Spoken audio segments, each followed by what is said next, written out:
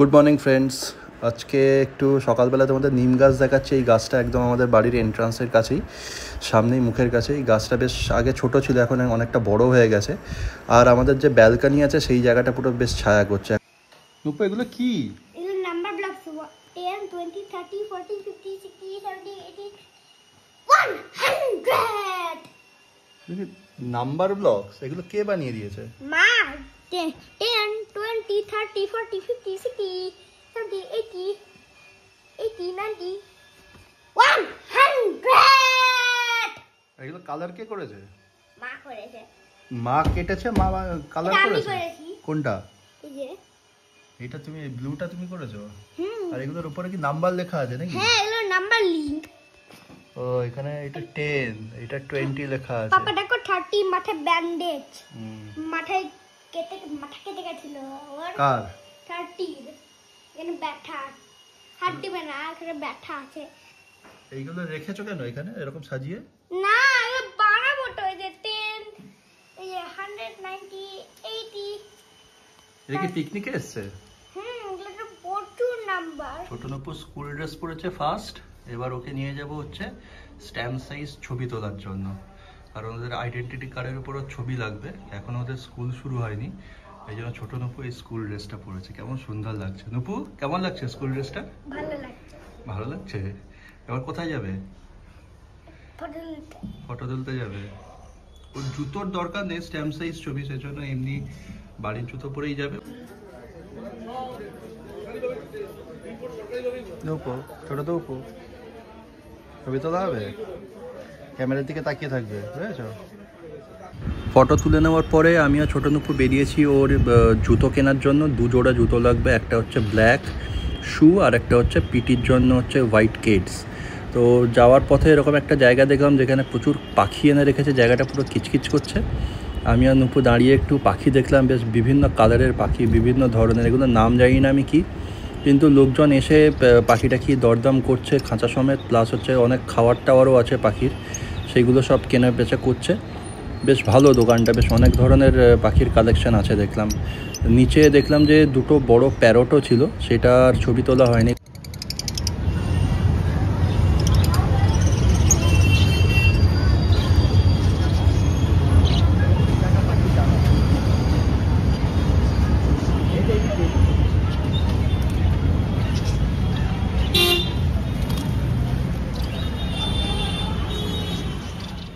আমাদের দেরি হয়ে যাচ্ছে, তাড়াতাড়ি যেতে হবে।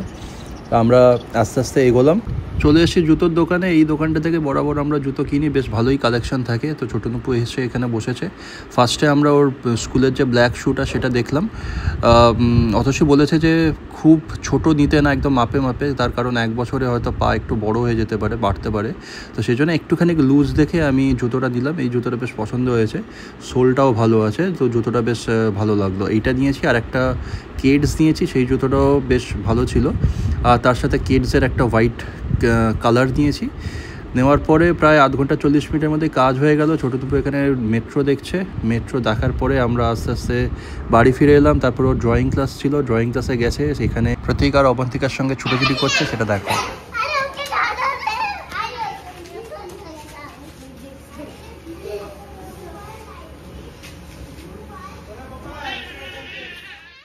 দুপুরে খেতে এসে দেখি অতসী একটা টমেটোর ঝাল ঝাল সস বানিয়েছে, যেটা ফ্রিজে রাখার চেষ্টা করছে। তো দেখতে বেশ সুন্দর, আর কন্টেনারটাও বেশ ভালো লাগলো।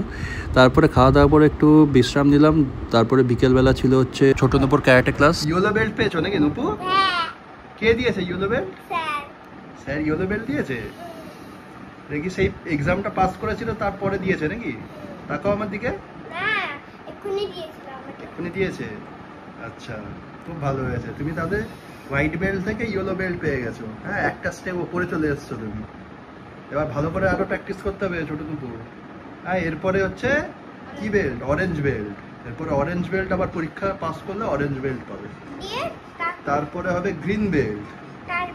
তারপরে হচ্ছে ব্ল্যাক বেল্ট। ব্ল্যাক বেল্ট হচ্ছে তোমার স্যার যে তোমাকে যে পড়ায়, তারপরে আর বেল্ট নেই, ওইটাই লাস্ট। তারপরে সবাই শিখে যায় সবকিছু।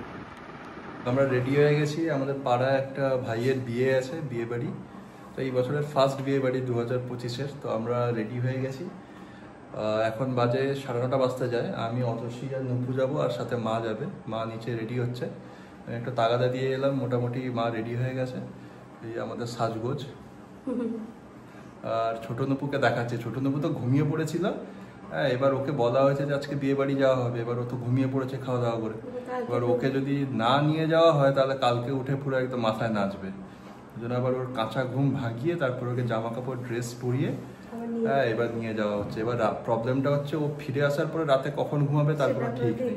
আমাদের সারা রাত জাগতে হবে, কারণ ওই যে 1 ঘন্টা ঘুম হয়ে গেছে, 0.5 ঘন্টা 40 মিনিট, একদম ওর পুরো রিচার্জ হয়ে গেছে। এখন আমি নিয়ে যাচ্ছি ছোট নুপুকে দেখানোর জন্য, দেখবে যে কেমন চোখ ফোক এরকম ঢুলছে আর কি।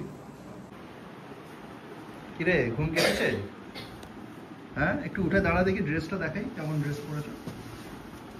এইখানে এসে দাঁড়াও, এই দেওয়ালটার কাছে এসে দাঁড়াও, দেখি কেমন লাগছে ড্রেসটা। হ্যাঁ, এই ড্রেসটা পরে যাবে বিয়ে বাড়িতে? আর চুলটা তো ঘেঁটে গেছে, চুলটা তোমাকে ঠিক করতে হবে। ঘুম পাচ্ছে? ঘুম পাচ্ছে না, চোখটা তো ঢুলু ঢুলু আছে। ঠিক আছে, চল আমরা বিয়ে বাড়ি যাই, ঠাম্মিও রেডি হয়ে গেছে। আমিও তো যাবে। বিয়ে বাড়িতে ম্যাক্সিমাম ছবি তোলা হয়েছে, বেশি ভিডিও টিডিও করার টাইম পাইনি, কারণ খেতে ব্যস্ত ছিলাম। খাবার দাবার খুব ভালো করেছিল, আয়োজন করেছিল। তারপরে বধূ দর্শনও হয়েছে। আমরা এখন বাইরে বেরিয়ে এসে দেখছি যে প্রচুর বাজি ফাটাচ্ছে। আপাতত ভিডিওটা এখানে শেষ করছি, অনেক রাত হয়ে গেছে। যদি ভালো লেগে থাকে ভিডিওটা তাহলে অবশ্যই লাইক কমেন্ট আর শেয়ার করে দিও, আর প্লিজ চ্যানেলটা সাবস্ক্রাইব করে দিও। আজকের জন্য টাটা, শুভরাত্রি, দেখা হচ্ছে নেক্সট ব্লগে, বাই।